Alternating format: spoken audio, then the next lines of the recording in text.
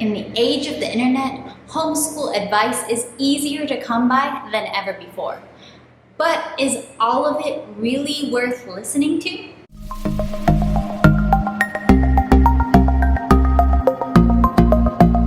Hi, I am Rachel from 7 and All. I'm a second generation homeschooler and I really do love homeschool. I love talking about homeschool, and truly social media and the internet has changed the face of homeschool. Homeschool has been a part of my life since I was born, basically.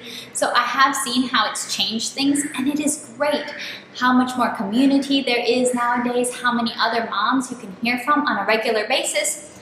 But we need to know that not all homeschool advice that we may run across, even not all homeschool advice that we may hear again and again and again, repeated by multiple different people, is actually advice that we should take and apply in our own families. So today's video is going to be about bad homeschool advice.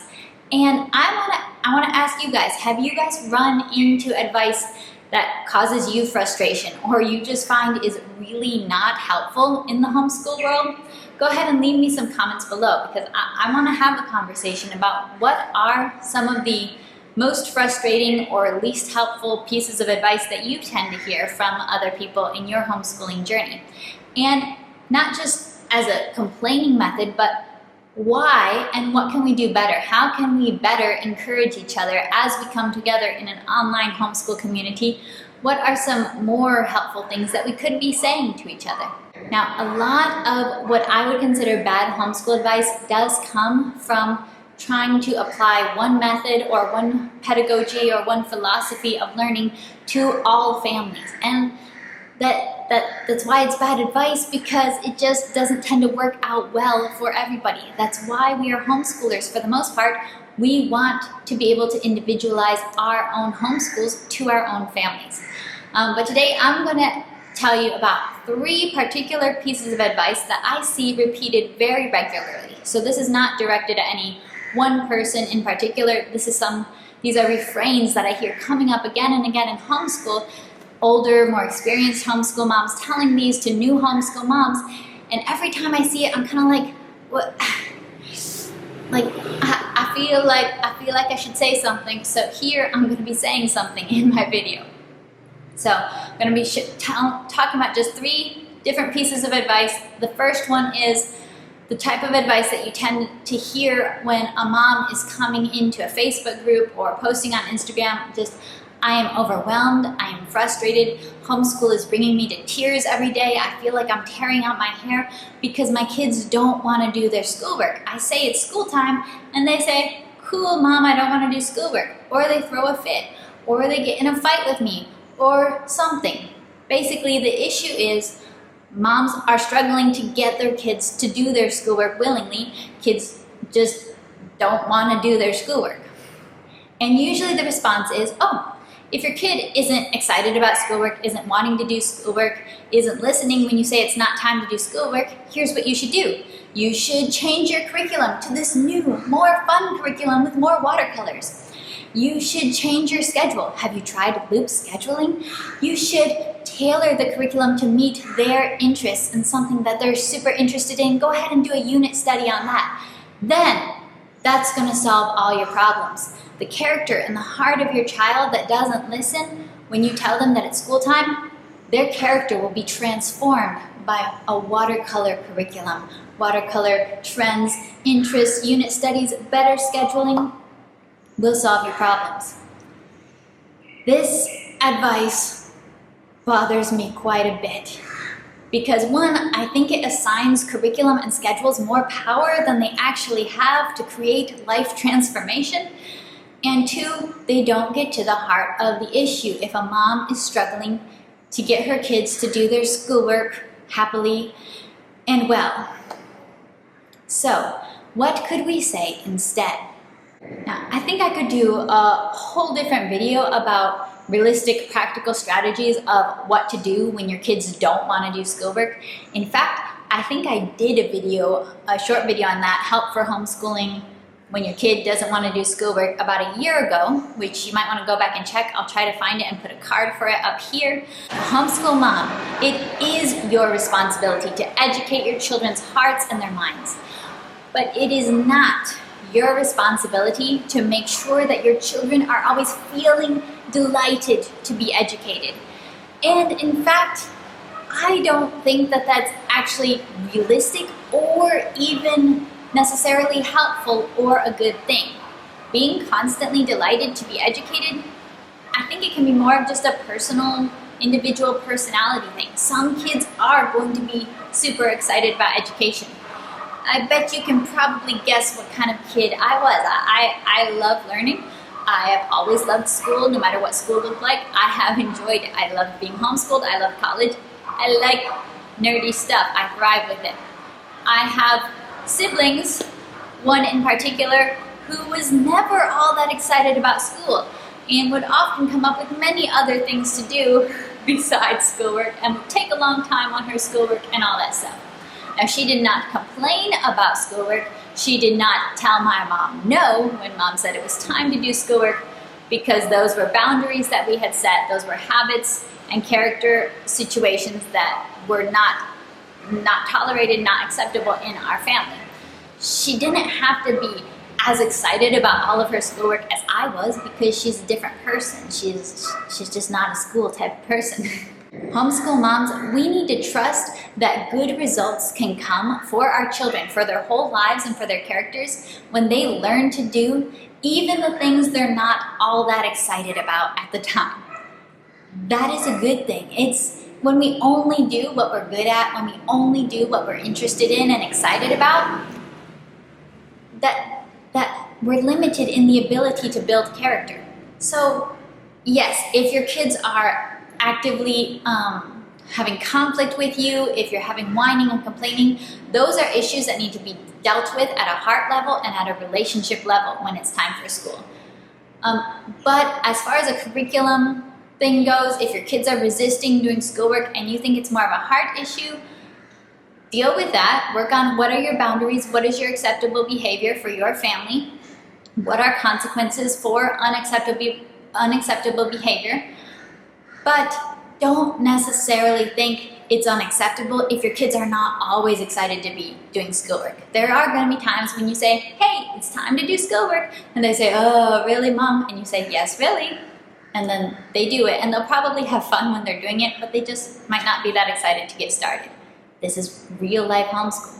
Number 2 piece of advice for homeschool that I would consider pretty bad advice usually comes in response to a young mom, someone like me with young kids who aren't even school age yet, asking, hey, do you have any great suggestions for a preschool curriculum that I can use? And then all the more experienced moms jump on that person and say, don't buy a curriculum. Whatever you do, if your children are under 6 or 7 years old, don't buy a curriculum.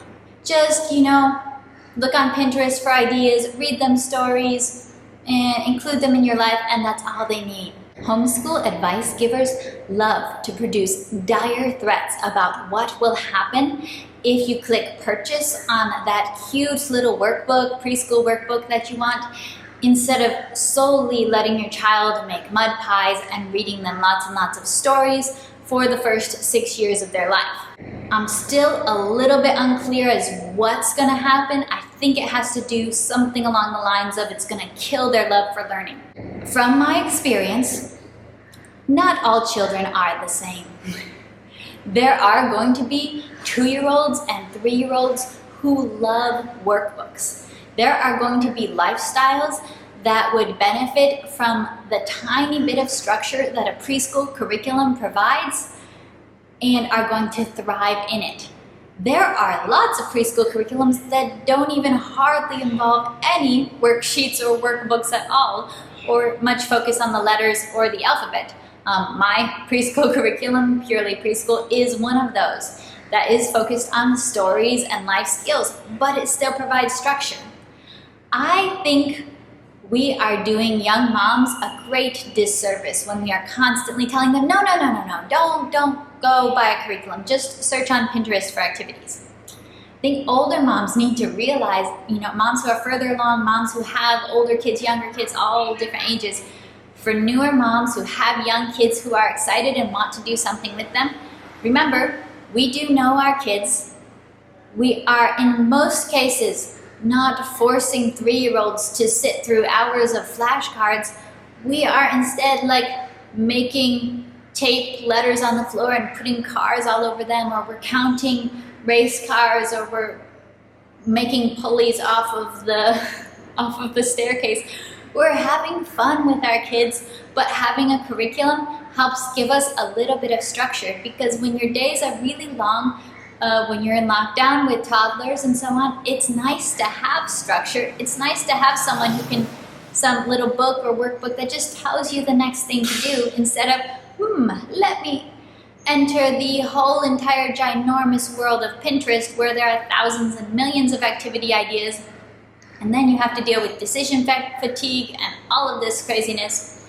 So you know what? Curriculums can be a very good thing. Trust us to know our kids. Another one of the big complaints is, oh, don't waste your money on a curriculum. It's like, we all are going to waste our money on something. Some people are going to waste their money on a pizza.